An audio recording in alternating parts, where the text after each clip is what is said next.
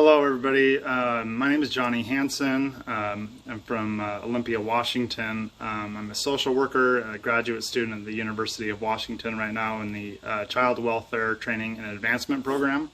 I've been also a single father to my 3 children for the last 7 years, and I am sharing this information due to research and experiences that I've had that leave me concerned for children of divorce in the United States. I actually did a lot of this research in graduate school a year and a half ago. I've been meaning to put this information out for other people because I did a pretty thorough job of researching a very complicated issue and important issue.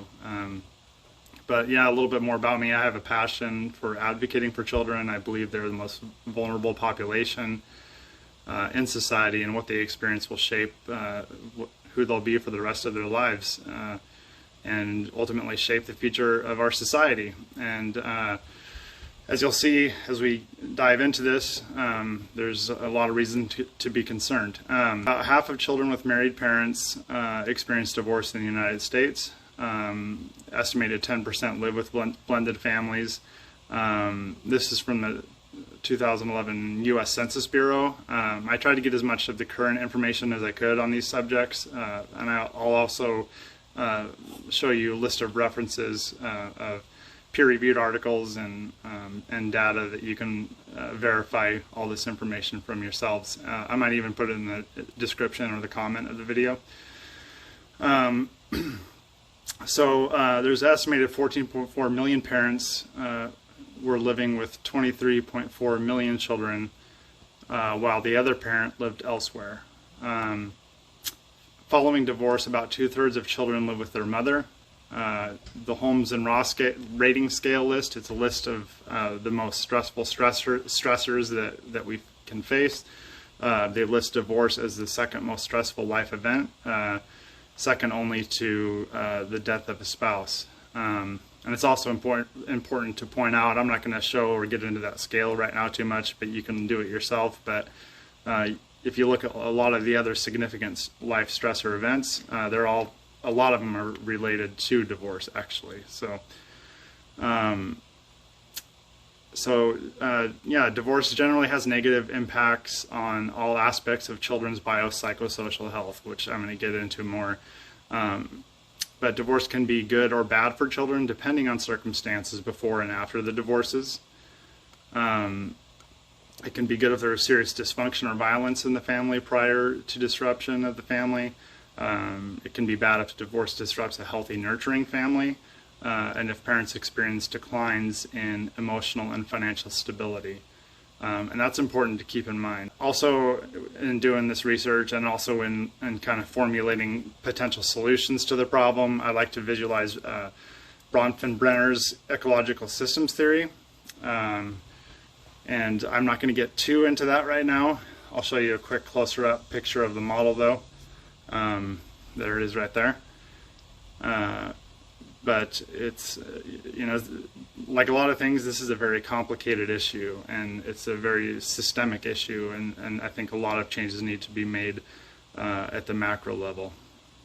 Divorce is stressful for all children, no matter the circumstances, but level and length of stress vary by personal characteristics and environmental factors.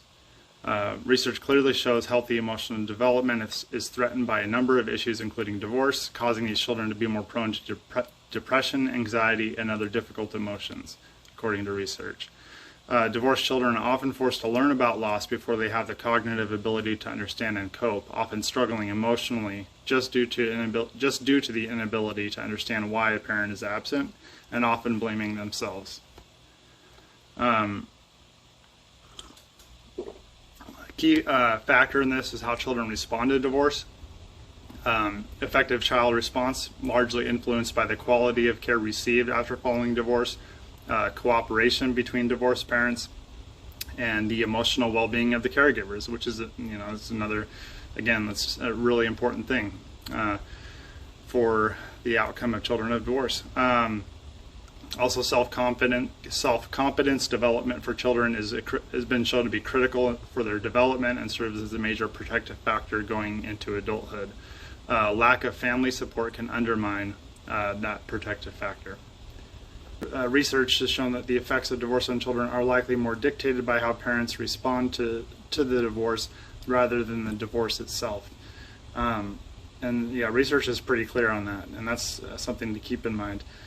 Critical protective factors regarding how parents respond are relationship between parents after divorce, such as minimal conflict, cooperative co-parenting with children's best interests in mind.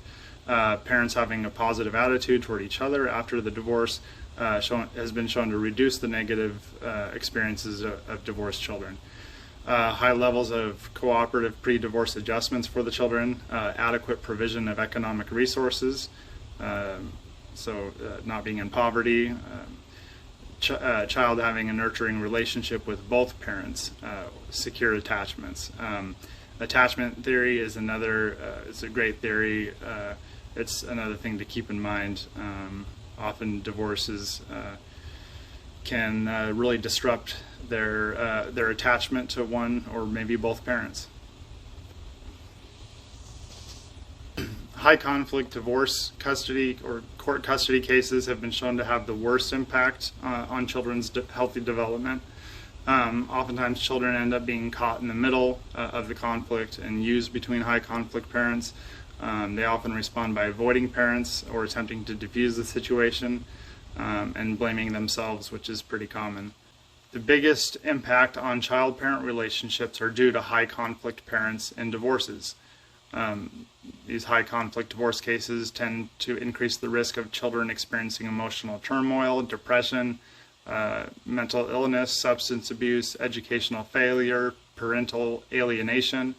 And if you don't know what parental alienation is, that occurs, this is a definition I got from research, when one parent turns the child against the other parent through powerful emotional manipulation techniques designed to bind the child to them at the exclusion of the other parent.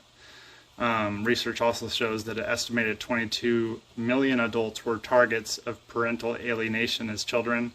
10 million estimated that they had severe cases of parental alienation. Research also has found that children of parental alienation growing up, they tend to have long-term effects of lower self-esteem, low trust of self and others, increased risk of depression, increased risk of alienating their own children, and also experiencing divorce themselves, increased cases of feelings of not belonging, and having self-identity problems.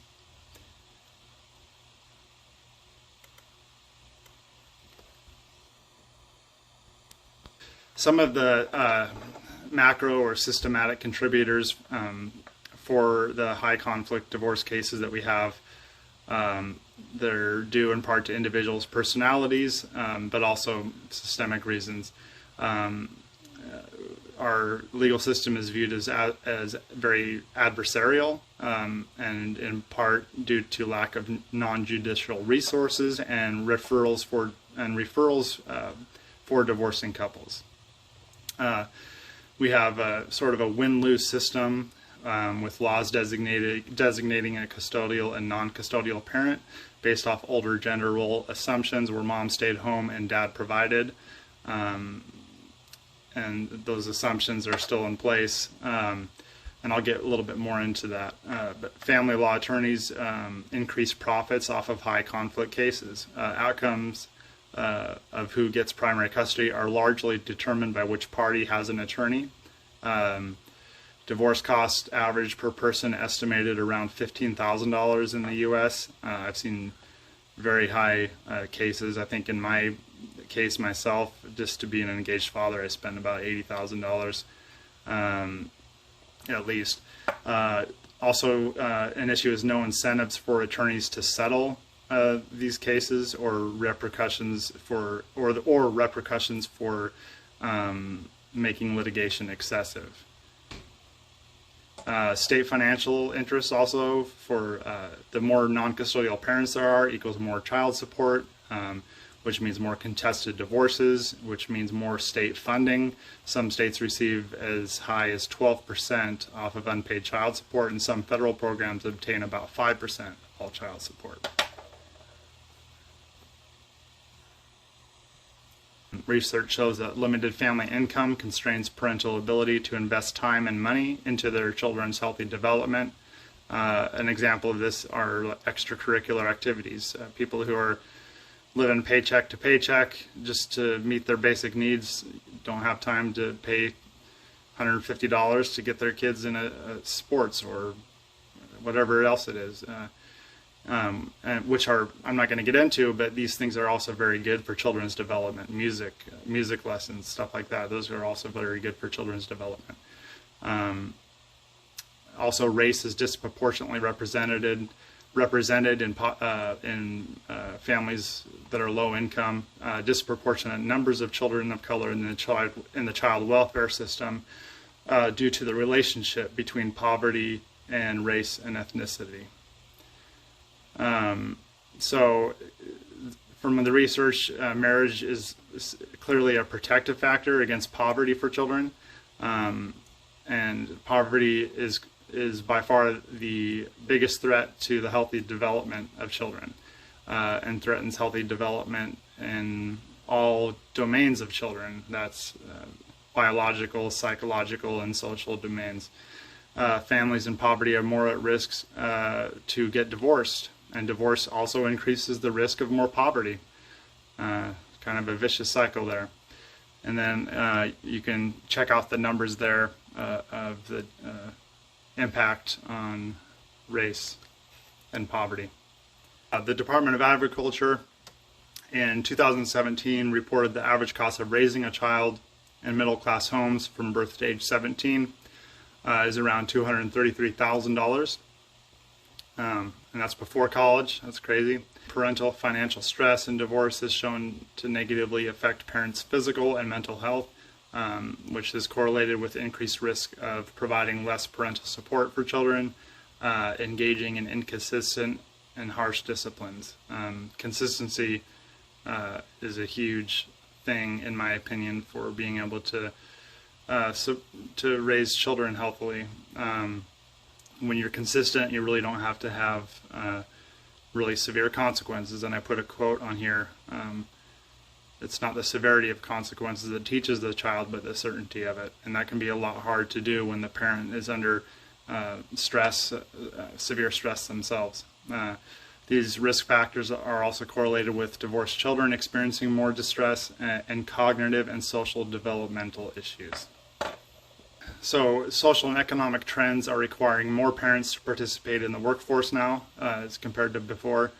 Now mothers are considered the primary breadwinners in 4 out of 10 families, according to Pew Research.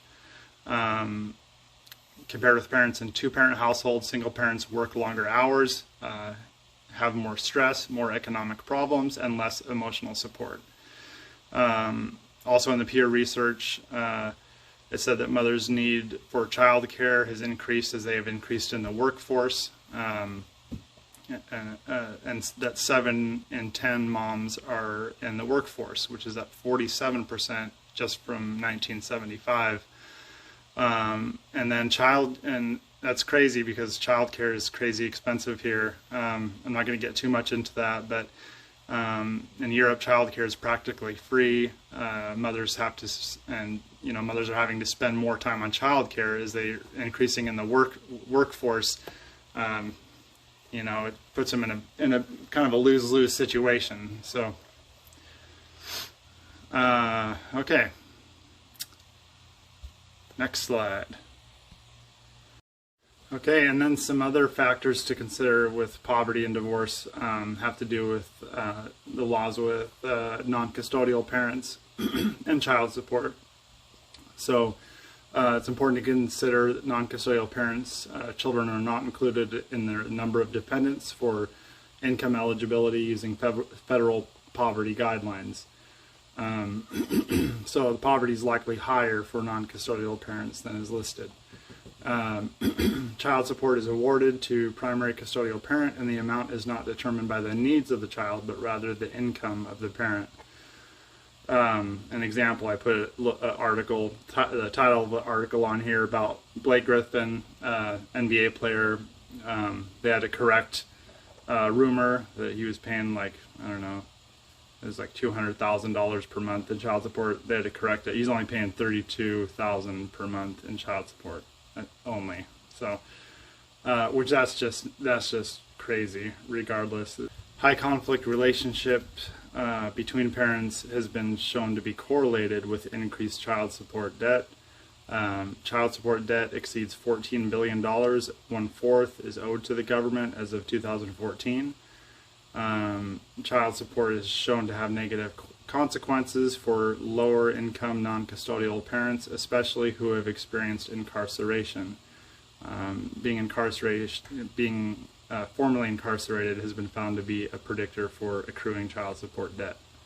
I worked at a jail doing social work, and I'd often see cases of non-custodial, it was always fathers that I worked with, who they had been in there for whatever reason, sometimes fairly minor reasons, you know, and but they would accrue child support, and as a result they would lose their license because of that. And then when they would get out, they, you know, it was tough because they would often live in a rural area and would need to commute to be able to get a job and get to work, you know, but they weren't able to do that until they paid off their child support debt, but they needed to work to pay their child support debt. So oftentimes they'd get back in jail, driving on a suspended license.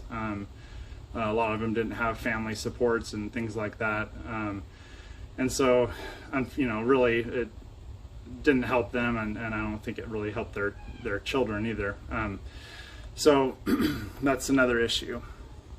Parents with incarceration history make up a disproportionate share of those that owe child support. There's an estimated 14% in child support debt that go to jail for child support debt. About 2.5 million non-custodial poor fathers that don't pay child support, most facing significant barriers to employment, as are poor non-custodial mothers.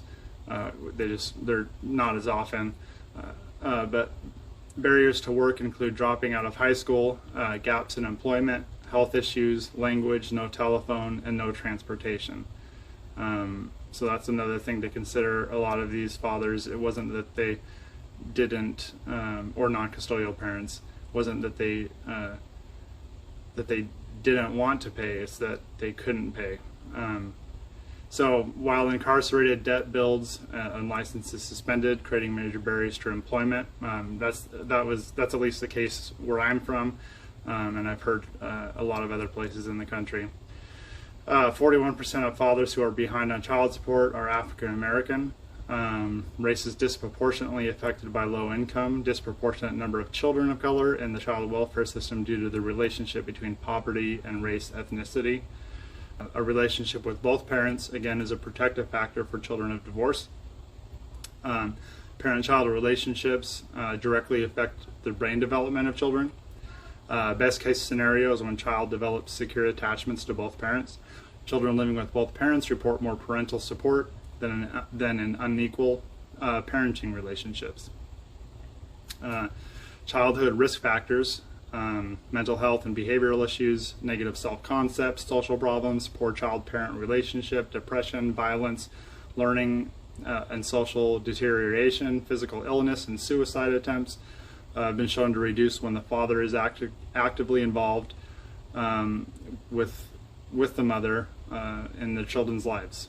Also, parents having low stress, being cooperative, and equal or close to equal time with each parent. In joint custody cases, child support payers complied fully 56.3% of the time versus only 30.7% compliance when non-custodial parent is ordered to pay custodial parent child support. So that's an interesting statistic right there to keep in mind. The impacts of child-parent relationships. in a divorce. There's a 5-year study using a biopsychosocial model to assess the long-term effects of children of divorce. Children primarily in one of the parents' homes almost unanimously reported that they wished they had spent more time with the other parent, which was usually the father. The less amount of time children had with fathers correlated with a decrease in father-child relationship. The higher the conflict in divorce, the worse their relationship was with their dad. Poor child-father relationships were found to cause distress and predicted poorer health status as an adult. Better adult health outcomes for children who experienced divorce were found when children had equal or close to equal time with both parents. Most consistent benefit found was stronger mother-child and father-child relationships. These relationships are a strong predictor of future mental health and physical health outcomes. This includes susceptibility to infectious diseases, chronic disease, and early mortality. That includes suicide attempts. Suicide attempts have been shown to be reduced when the father is actively involved. And also, again, parents having less stress, being cooperative, and equal or close to equal time with each parent. This first study is done on 164,000 students, and they were studied for a whole bunch of biopsychosocial health aspects. And they studied and compared 4 different living arrangements, either intact family, 50-50 custody, 30% or less time with one parent, and then exclusively with one parent. And as you can see, if you get a chance to look at this graph, you can see that basically unanimously children that had equal or close to equal time fared better off in almost all biopsychosocial areas. So that includes, peer relations, social relationships, school performance, physical health, psychological, emotional health, relationships, everything. And then it's pretty clear that the more that they spend with one parent versus the other, when that's more disproportionate, they fare off a lot worse in all health aspects of their development. So when I did this presentation, this part of the presentation, I wanted to focus on where I'm from in Washington State. And I know that a lot of these numbers are very similar to other numbers across the nation. But I'm just going to use this one in Washington State from 2016. It's a residential time summary report. 2/3 or 65.4% of children spend more time with mother, and only 15.1% spend more time with the father. 10.8% of fathers and 3.3% of mothers had risk factors. A risk factor is a parent is considered to have risk factors if there's a history of domestic violence, abuse and neglect, drug abuse, or mental health issues. And 89% of these custodial arrangements had no parental risk factors. So most of these in the study, there were no parental risk factors. When considering no risk factors for either parent, 62.1% of the time, the mother was primary custodial parent. When the parties agreed on a custody arrangement outside of court, 25.3% were 50-50 shared parenting. But when the family court system was used to determine custody, only 9.3% were made into shared custody arrangements, with 74.4% of the time the mother as the primary custodial parent, and only 16.4% of the time with the father as the primary custodial parent.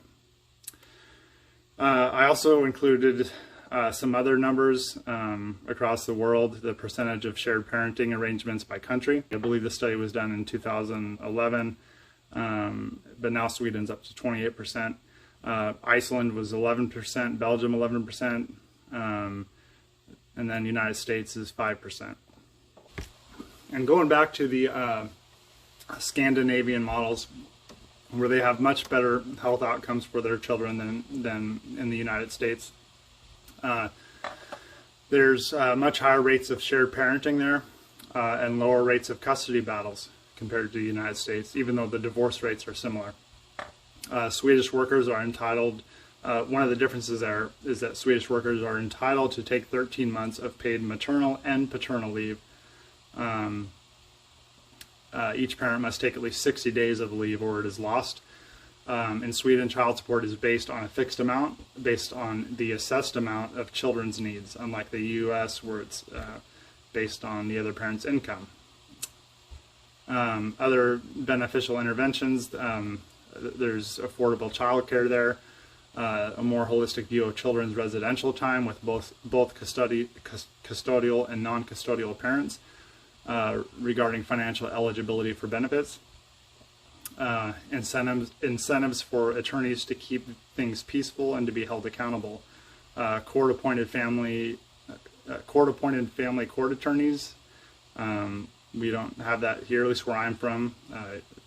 You're on your own if you don't have an attorney. There's a presumption of shared parenting there, unless parental risk factors are involved. So they basically, the laws are they prioritize a shared parenting custody arrangement versus a primary custody arrangement for one of the parents. They value and push for both parents' time, not time for one and money from the other. Pretty common sense. I also attached the research that I pulled all this information from. Again, I'll put it in the description or the comments so that you can access that yourself. There's the second page of references.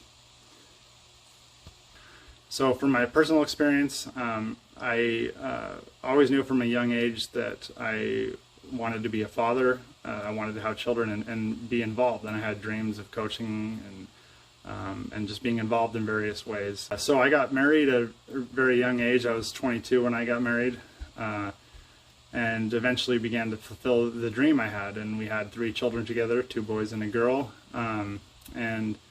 People who know me can attest that I'm a very involved father to my children, very committed. And unfortunately, I wasn't as good of a husband as I was a father. And my ex-wife filed for divorce about 8 years ago.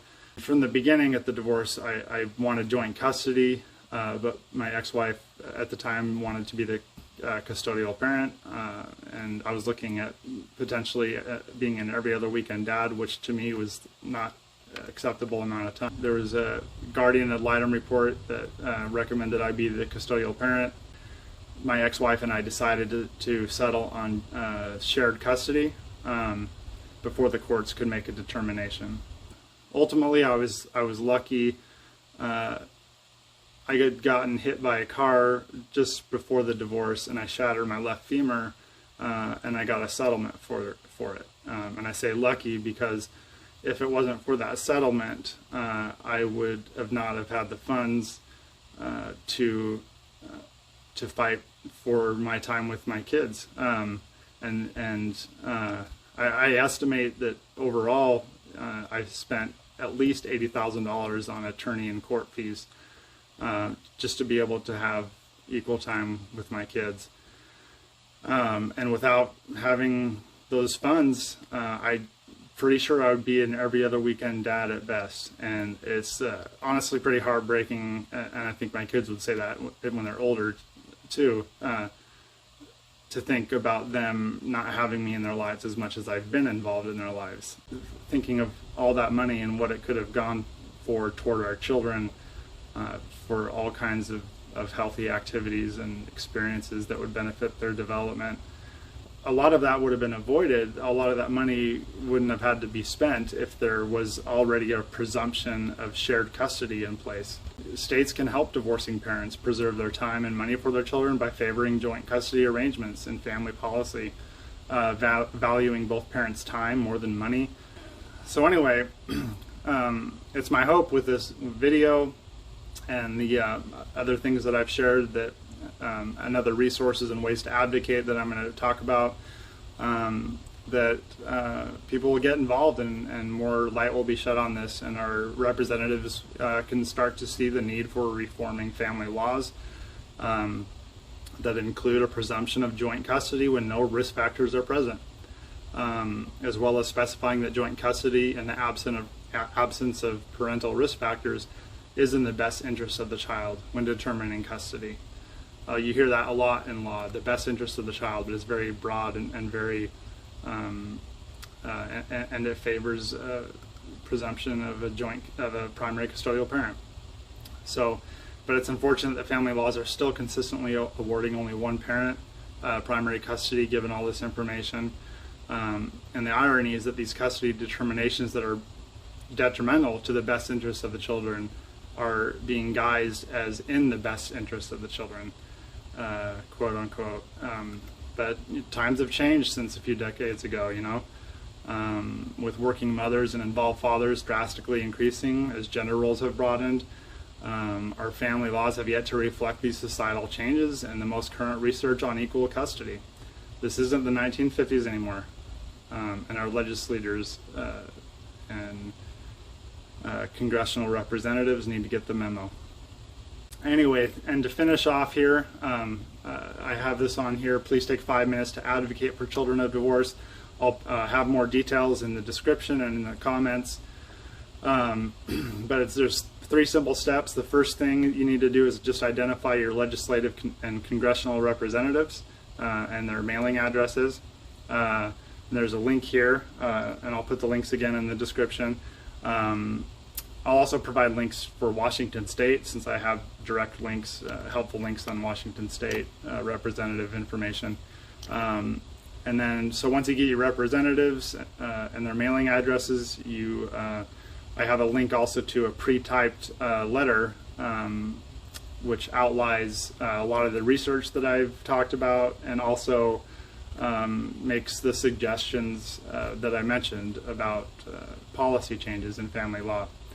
And feel free to take it. I think I have it on Google Docs and Google Drive, but feel free to take it and edit however you want. And when you're done, you just print, sign, and mail it to your representatives. Research shows that mailing your representatives is actually a lot more effective than emailing, so I'd really recommend that you mail it. Please feel free to comment or get a hold of me if you have any questions. All the resources, all the references and resources should be there. If there's any issues, let me know.